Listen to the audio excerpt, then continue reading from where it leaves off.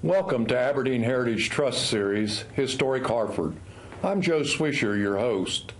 Today we're going to visit some homes in Havre de Grace and their contents and talk about their history.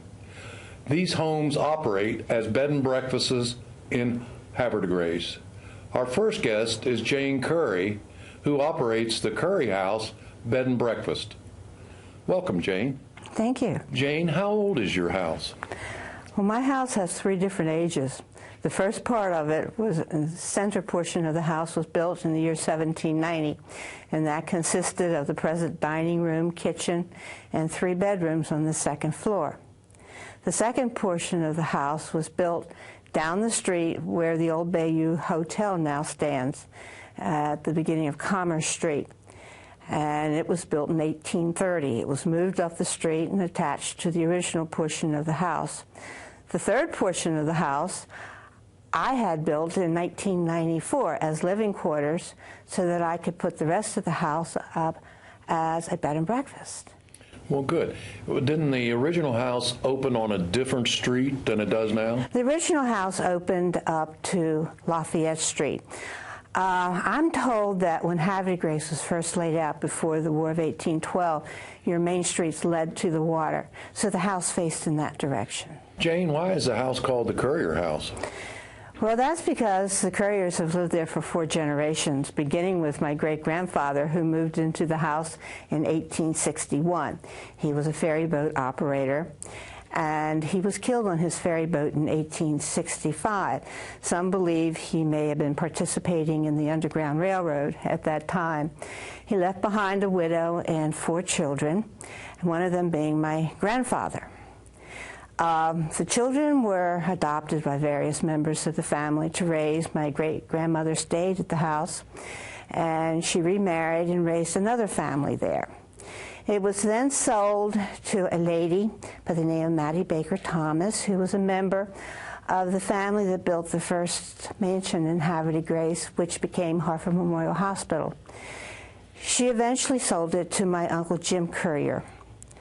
And once it was back into the family, my father and mother moved in, and they raised me and my sister Dale in the house. Well, Jane, your granddad had a unique job in Havre de Grace, didn't he? Well, he was raised by the Cameron family, who are part of the Currier family. And James Cameron ran the livery stable.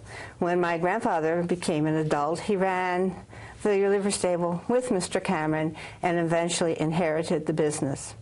It was located on the corner of Franklin and Stoke Street, and at full capacity, he was able to put up to 36 horses in that building.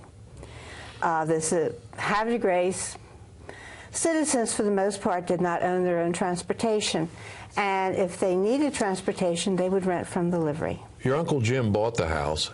Didn't he live nearby? He had a house down at the end of the block. The house has recently been restored. It sits in front of the Decoy Museum. Right, and he was a noted carver, wasn't he? He was a decoy carver, and there's quite a collection of his work at the Decoy Museum, as well as Currier House. When I see the name Currier, I think of the Currier and Ives prince. Are they any relations to you? Nathaniel Currier was part of the family that settled in New York. He was a lithograph artist, and he developed a business on Nassau Street in Greenwich Village, New York. He took in a partner by the name of James Ives, and they were very successful in printing lithographs through the mid to late 1800s. As a matter of fact, they would sell their lithographs anywhere from 60 cents to $20 a picture, depending on the size. They used to advertise their pictures as popular and cheap. Well, you have several of the prints in your house, which we'll see later. Is that correct? That's right. They're the originals. Now, you were telling me at one time about the Union Avenue sleigh races that your granddaddy participated in. Tell me about those.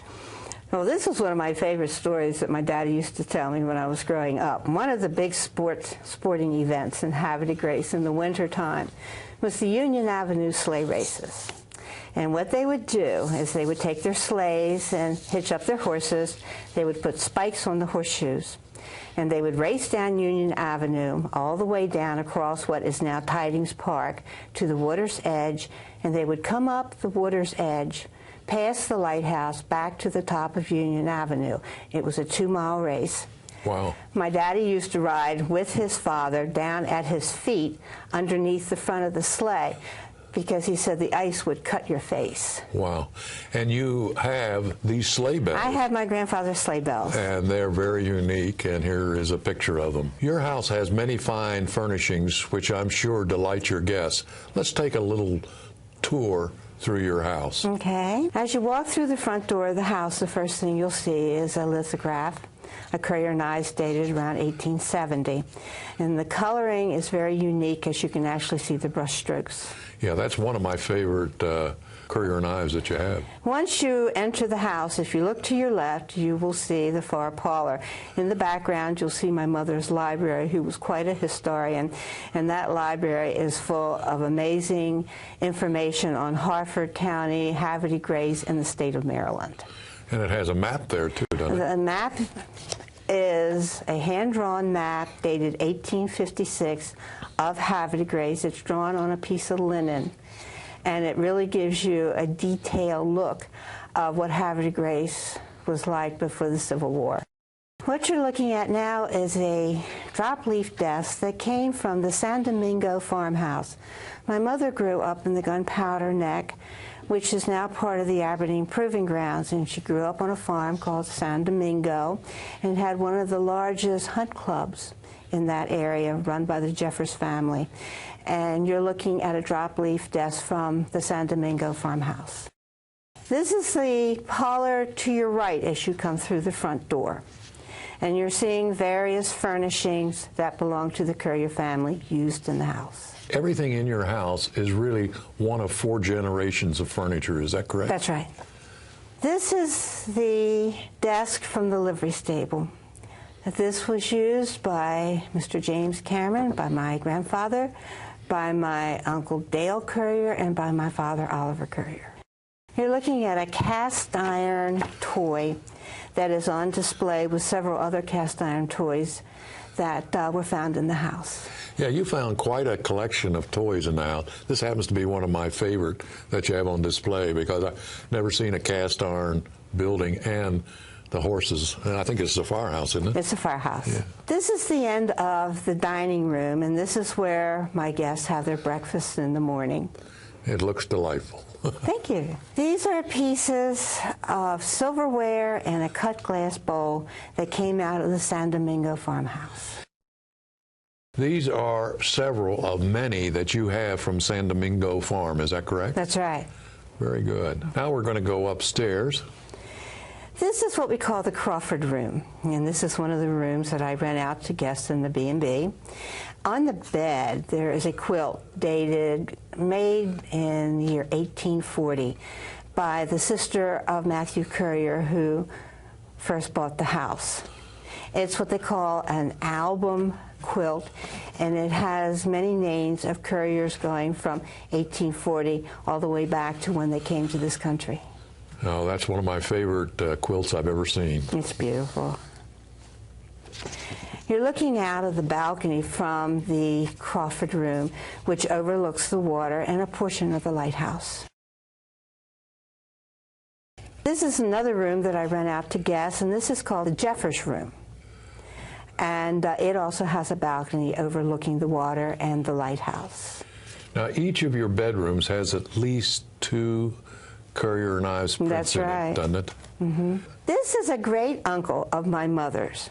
The Hunt Club of San Domingo was run by a gentleman by the name of Benjamin Jeffers, and his brother was William Nicholson Jeffers, who was commander of the Monitor in the Civil War. He's also known for capturing John Surratt, who was one of the conspirators who met to assassinate Lincoln. This is a Currier and Ives that hangs in the Carol Room, another room that I rent to guests. This is a Currier and Ives lithograph that hangs in the Cameron Room.